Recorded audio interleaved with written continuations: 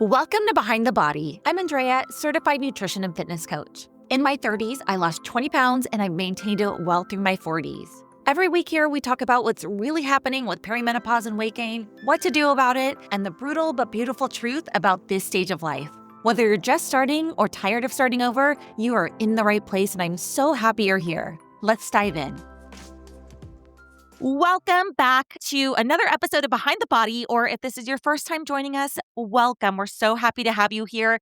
It is Thanksgiving week, and I am so incredibly excited to have the most special guest on today. This person is my best friend, one of the people I love most in the world. We speak almost every single day, and that is my sister, Monica. Welcome to Behind the Body. Hello, I'm so excited to be here. This is just thrilling to me to do this with you. So I want to say, you and I talked about starting our own podcast, which never happened, but I have this one. And now that I'm not doing it with Anna as my co-host, I thought, what better than now just to bring you on all the time because you have so much to offer, which we'll fill everybody in a second. But I am just so happy to have you on here because I feel like your background and your experience and your weight loss journey and just everything about you is amazing. And I feel like you can bring so much value to the podcast. So I'm so happy that you're here. Oh, you're so sweet to say all that stuff, but I'm excited to be here because I know what you and your program offer, and I'm really excited to be a part of it. Oh, thank you. Okay, so Thanksgiving is my favorite holiday, and you and I connect a lot over Thanksgiving. You host the family, and I know that for the holiday season, this is a time that just stresses people out because I think if you're on a weight loss journey or if you're trying to maintain your weight or if you're just trying to not gain weight, it's really hard during this holiday season because first, the time changes and it gets dark early. And then second, you have back-to-back holidays with Thanksgiving and Christmas and New Year. And there's just so many social events and so many opportunities to drink and eat. And so a lot of things kind of go out the window, which is just hard for most people. Don't you agree? I do. I think a lot of people just throw the weight loss program out the window completely. I'm not even going to try from October to January, and then I'll pick it back up next year when I can start fresh and really be more mindful about what I'm eating. But, it doesn't really have to be like that. It doesn't. And I think that's why a lot of people are like, okay, January 1st is this reset, this restart.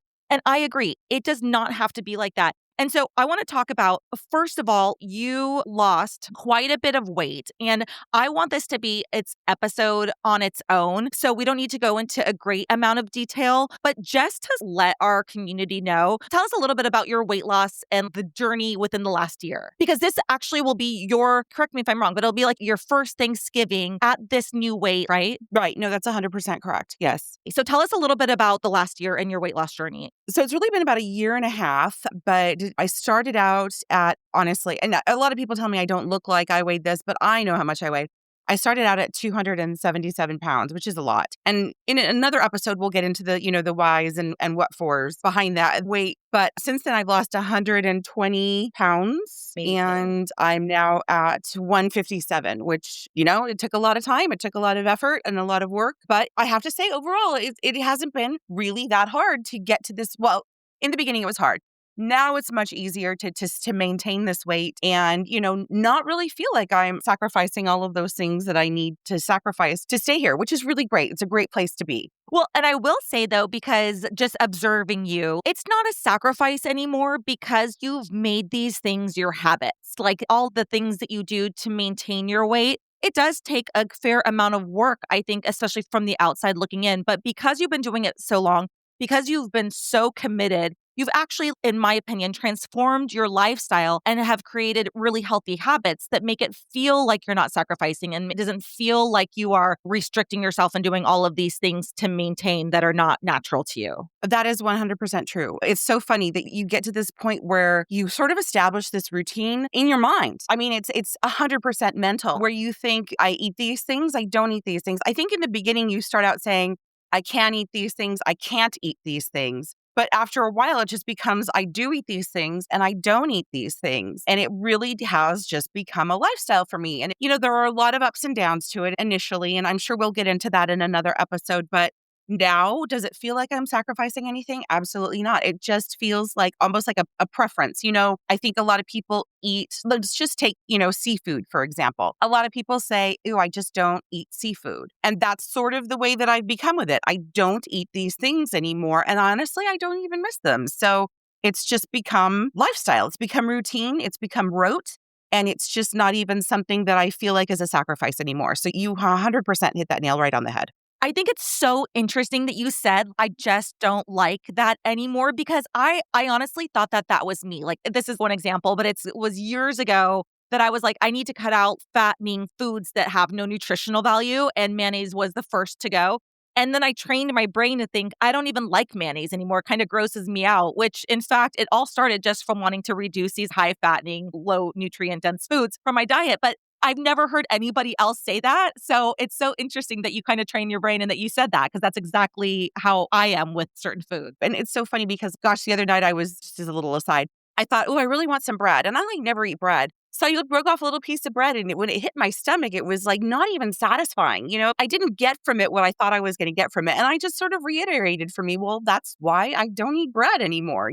So it's not even something I want. And I think that just goes back to the psychology of eating and relationship with food that I think is great for another episode. But why I wanted you to come on this particular episode, well, first of all, because I just restarted the podcast for season 3, but why I wanted you to come on this particular episode first is because I feel like Thanksgiving being my most favorite holiday and you hosting it, you have mastered the art of cooking so diversely. First of all, you cook for a massive family that has all types of preferences and there's kids and you cook plant-based for me and for you. And you find ways to make things healthier. And I think that is so incredible. That's why I wanted you to come on. And we're going to talk about a little bit how we eat on Thanksgiving or how we celebrate Thanksgiving. But first, I'm going to talk about now that this is your first Thanksgiving at this new weight. Actually, I want to go back and preface by saying that you lost all of this weight at 53 years old, because I think it's important for the audience to know you are in this phase of life where weight loss is challenging. And some people just think like this is how it's going to be, but you completely transitioned your life, completely transitioned your weight at this stage of the game, which I think is so phenomenal. Like it's 10 times harder. And I just commend you for that. So I want to talk about now Thanksgiving. Are you stressed about it? Do you indulge? How do you enjoy it? And I'll talk about how I do as well. But what does going into Thanksgiving look like for you? Because you're going to be doing the cooking and the hosting and all this food around. We do have quite a bit of food and a large family that comes over. And so how do you feel about your eating, your enjoyment, your ability to celebrate? I pretty much go into it thinking I'm going to eat the things that I want, the things that I love,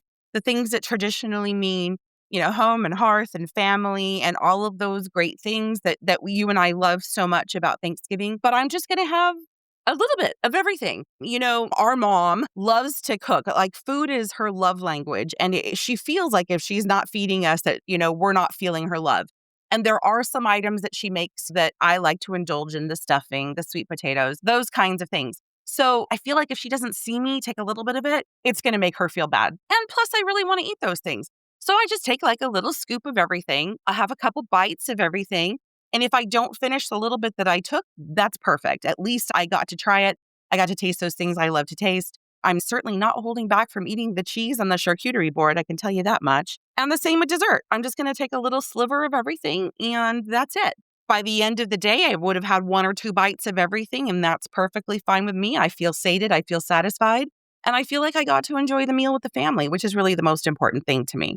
Do you restrict that day? Because I know typically we eat like around 3 or 4, but what do you do in advance of Thanksgiving? Or what will you do differently in advance this Thanksgiving, if anything? I really don't do anything differently. For me, after I spend all of the time preparing the food, it almost takes away my desire to want to eat massive amounts of it. You know what I mean? I think I think a lot of people could relate with that, probably who cook as well. When you're looking at it and you're having to come at it from a preparation standpoint, and having to taste it as you go, by the time it's ready to serve and it's on my plate, I don't feel like I need to eat more than I already have or I have already taken. It sounds like a bad thing, but it kind of just takes away the desire. I can tell you a long, long time ago when I was young, I worked in a pizza place and I loved pizza. But by the time I quit working there, I just thought, oh, I'm just so over pizza. Well, it's kind of the same way when you cook. When you look at it all day, you just kind of think, I'm not as enthusiastic about wanting to eat mass quantities of this as I was. So it sort of happens naturally for me.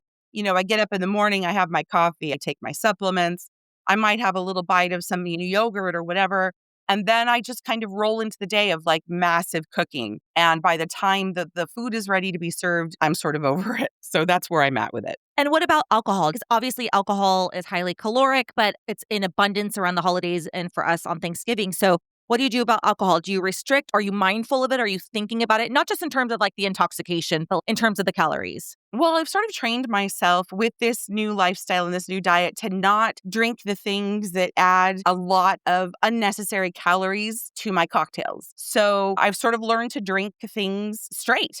I'm not saying that everyone should do this, but for me, I enjoy like a nice glass of whiskey neat. But for this holiday, I think I already told you I'm planning on making apple butter old fashions. And I bought like apple butter with no sugar added. I bought reduced sugar apple juice because I know I'm going to go into it wanting to, have those delicious flavors, those sort of fall flavors that I'm going for. And so I'm just mindful with this as I am with all things of reducing calories wherever I can. So we're going to use a reduced sugar apple butter. We're going to use reduced sugar apple juice. And I'm going to use the zero sugar sugars, the unsweetened sweetener. I don't know what you call it, as like, the rim glazing and things like that. So we're going to watch those calories and cut them wherever we can and still try to produce the same flavors. See, you're so good about that. I don't have the patience and the creativity to think of all of this, but I am I'm so excited for that drink. And I'm so grateful that you thought all of these through because now I get to enjoy. So I want to talk Yay! about how I approach eating on Thanksgiving because it's different than you. And I've also been maintaining my weight now for years. And since Thanksgiving is my most favorite meal, I like to indulge. And I am so fortunate to have you and mom as amazing cooks who basically take over all the cooking. I mean, just for the record, I am the baby of the family. And so my responsibility is to bring like croissants from Costco.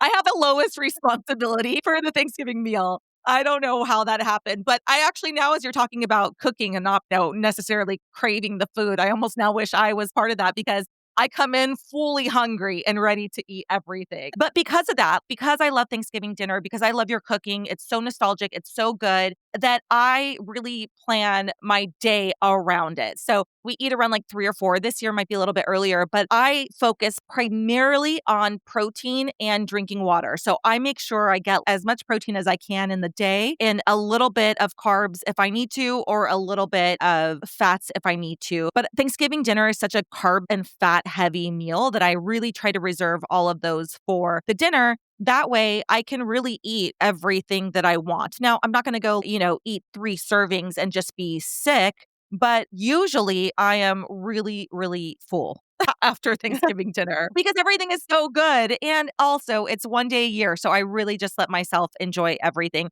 And plus, I appreciate all the work that you and mom put in. So I want to enjoy a little bit of everything that I can. But it helps that you have been making everything kind of like a lower calorie option than mom because you said mom, that's her love language. And I feel like the love that she puts in her dishes is in the way of extra fat and extra calories. I mean, everything she can do to make a dish as caloric as possible. I feel like she does that.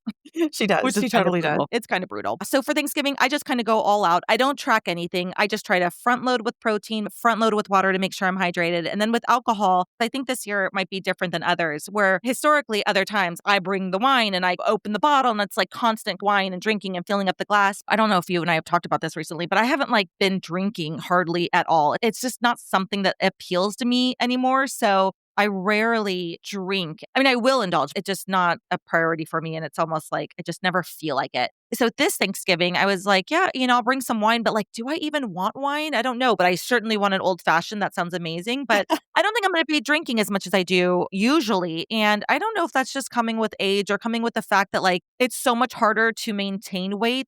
Like we talked about earlier, you just train your brain not to like certain things anymore because they're not good for you and they are fattening or make you gain weight. I think I'm feeling the same way with alcohol this year. I think I'm maturing. Yeah, right. I was going to say that. It sounds like you kind of reached that place where we are with other things where you just sort of think, oh, I don't really want this anymore. So that's great. It's whatever works for you. But yeah, the old fashions are going to be incredible. So you at Yeah. least have to have one. Don't get me wrong, I still enjoy alcohol and cocktails, so I'm not saying, they're out of my life. I do like it. Just, gonna be a little bit less, I think, this season. So before we get into our Thanksgiving holiday traditions, like actually that day, I want to talk about just in general what some people in our behind the body community potentially experience around Thanksgiving. Because I think it's important. Knowledge is power. And I think self awareness is also very powerful. And so there's some potential diet or weight management derailers. So let's go through them. I have 5 and we can just talk them through. So the first one is I feel like people have anticipation anxiety that makes you feel like you need to restrict before events. So, for example, for Thanksgiving dinner, people will not eat all day in order to save all their calories for Thanksgiving dinner, which then in turn causes you to overconsume or binge because you're so hungry and because you've been so restrictive that day. Does that make sense? Yeah, absolutely. And I have seen people do that for sure. I think if you allow yourself to eat even just normally in that day, like not even restricting, like I kind of cut back a little bit on the carbs and fat, like I said, but if you just were to eat normally and approach Thanksgiving dinner with a normal hunger, listening to your hunger cues will, I think, eliminate so many calories that you would potentially consume if you went in starving. And so basically,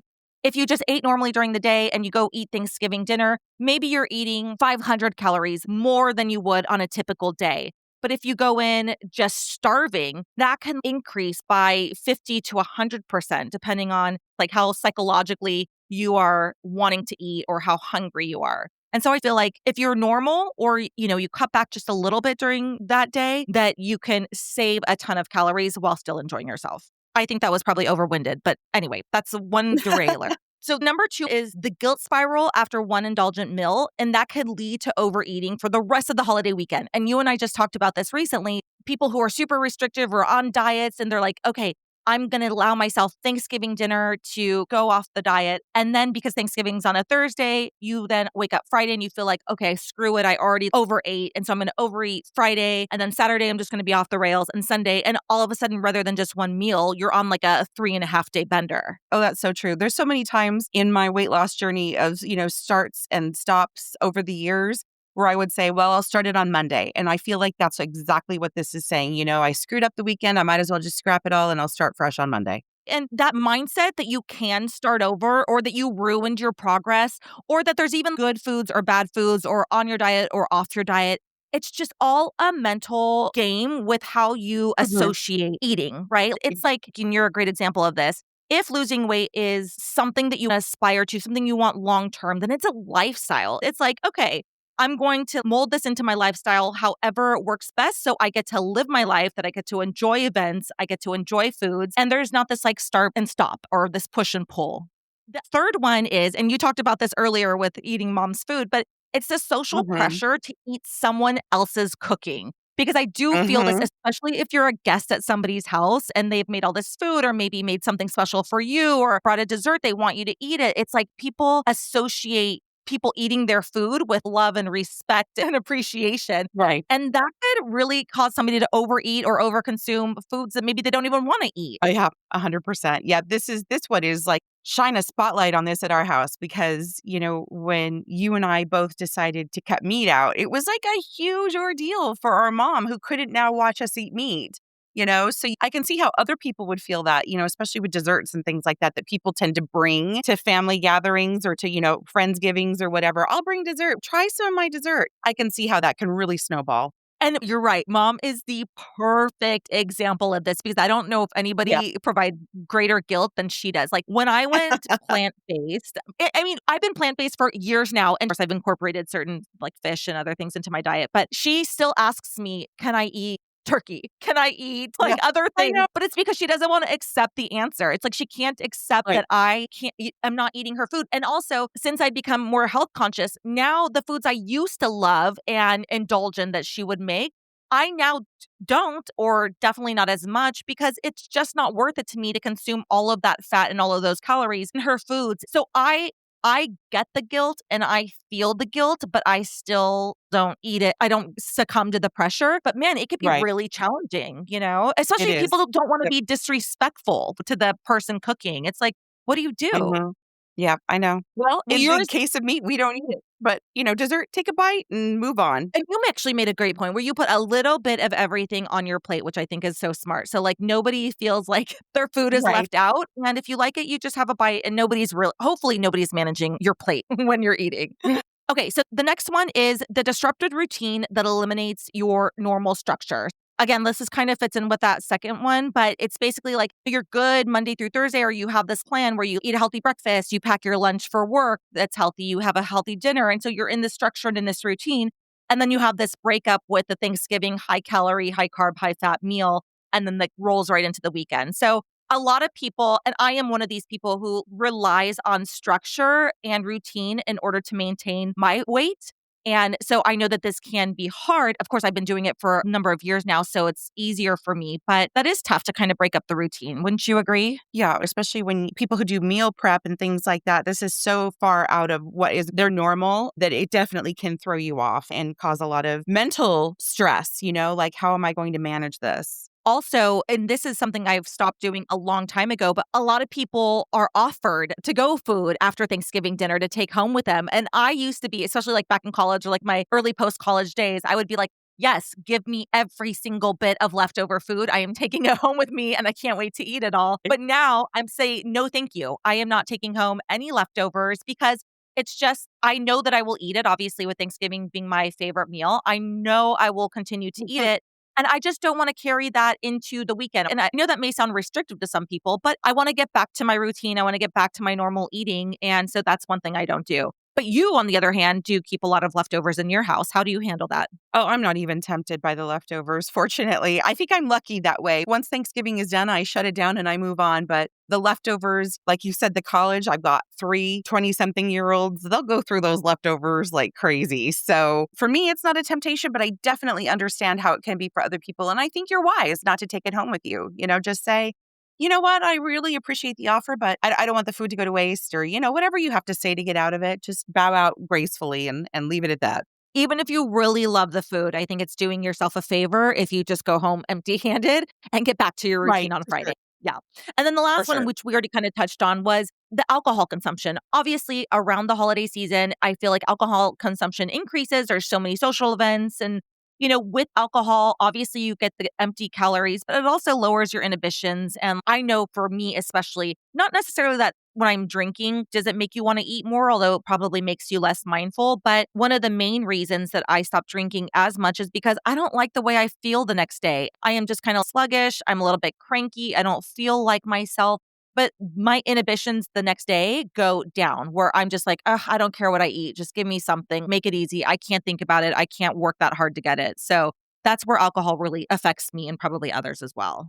Okay, so let's talk a little bit about our traditions. And I know we're getting up to that 30-minute mark, and I don't want to make this too long, but I want to say that you are a phenomenal cook. You are like a scientist in the kitchen to figure out how to make really great entrees and really great meals, less calorie dense, and also mostly plant based because I don't eat meat. You don't eat meat. I don't eat a lot of other animal products. And so, how do we manage that, especially around Thanksgiving, is no small feat, and you have excelled. So, I want to reference a recipe book that you and I put together that has, I think, 5 options. It has like a main dish. You make this incredible mushroom and lentil vegan loaf. And it is my favorite thing to eat at Thanksgiving. It is so good. It's a Wellington. Isn't that what it is? It's a Wellington. So for people who don't know, Wellington is something that's wrapped in a pastry dough or a phyllo dough. And that's the way that we do it. It's super healthy. It is plant-based and it's just delicious. It's to the point where I think even our family members who don't eat a plant-based lifestyle, or at least don't eat meat, they even love it. It's fantastic. It's just really delicious. So I think a lot of people hear plant-based and they're like, no.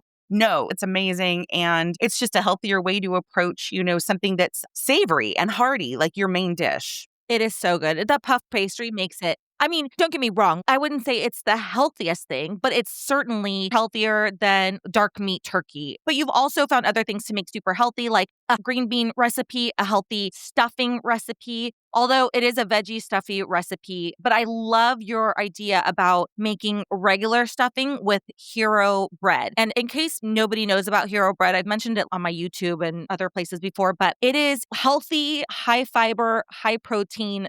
They actually have flour tortillas. They have white, and I just recently got the seeded bread, which is very good, by the way. They have Oh, I love bagels, it too. and also what I saw on Instagram recently is they have pumpkin scones. I wanted to order them, but they're very expensive. But that sounded so amazing. Hero bread is phenomenal. If you have never heard of it, check it out. The only downfall about Hero brand is that it is fairly expensive. Oh, they have hot dog buns and hamburger buns. But you mentioned making stuffing with hero bread. How does that work? 'Cause I don't know how to make stuffing. Well, I think a lot of people probably go with like a traditional stuffing mix, which is just basically a boxed product. But I mean, it's just dried breadcrumbs is all it is. So you chop up your hero bread, you toast it in the oven until it gets crispy, and then you just go from there. You make your stuffing the way you normally would. Add your seasonings, add your spices. It is just a way to really cut the things that you don't want, the calories, the fat, and focus on the things that you do want, the protein and the fiber. So a really great way to still get the flavor of stuffing and not have the things that you don't want, including the guilt. And so we didn't include that in the recipe book because that's just a modification. But to those who are in charge of making stuffing this year for Thanksgiving, check out Hero Bread as a great solution to make it high protein and even more high fiber, which I think is phenomenal. And Hero Bread is, I feel like when you have these breads, these carbs that are like high fiber and high protein and low calorie, they all taste like rubber to me. You're definitely sacrificing taste for the low calorie or nutrition profile, but with Hero, you don't sacrifice, right? It's so good. It's delicious. Okay, in the recipe book are the way that you make mashed potatoes, which are phenomenal.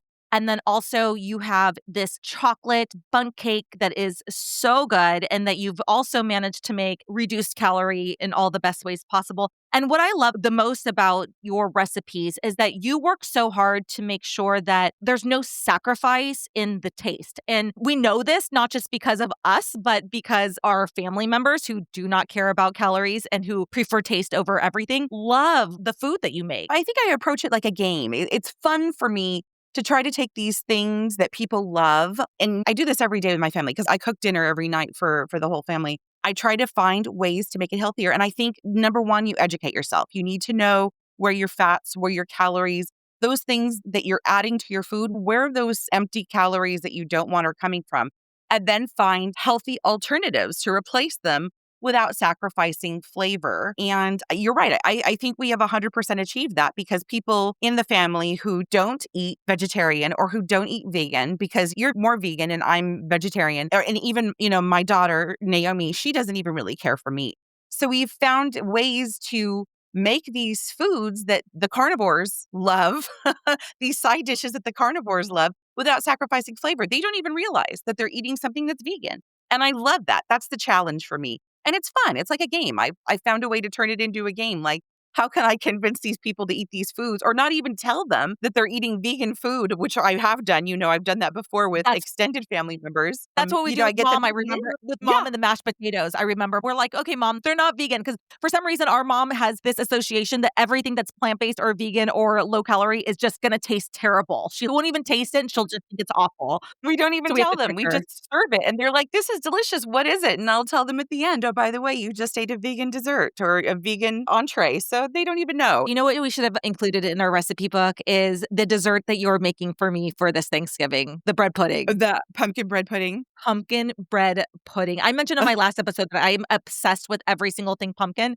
I'm not a big dessert person, but bread pudding is my absolute favorite. Anyway, maybe we'll put that in next year's recipe book. So we'll test it out and Next see year how for it is. sure. Yeah, this is the first year we've made it. So let's get it perfect. And then next year, I'm happy to share that with everybody. I love it. In the recipe book, which is available for free down in the description, are these recipes to include how you can make them as is, but also some suggestions on how to reduce the calories by making certain manipulations. So there's both options in there for you with nutritional content. So you can kind of pick and choose. If you're responsible for one of these dishes, bringing them to Thanksgiving dinner, try them. These are tried and true recipes that we enjoy every Thanksgiving that, like Monica said, tricks the family into thinking that they're eating, full fat, full everything foods when they're actually much healthier and all plant-based. And again, if you have an association with plant-based food not being as good, trust me when I say you will not be able to tell the difference. They are phenomenal. So you can grab your copy down in the description. And I think we'll leave it here just so we don't go too long-winded. But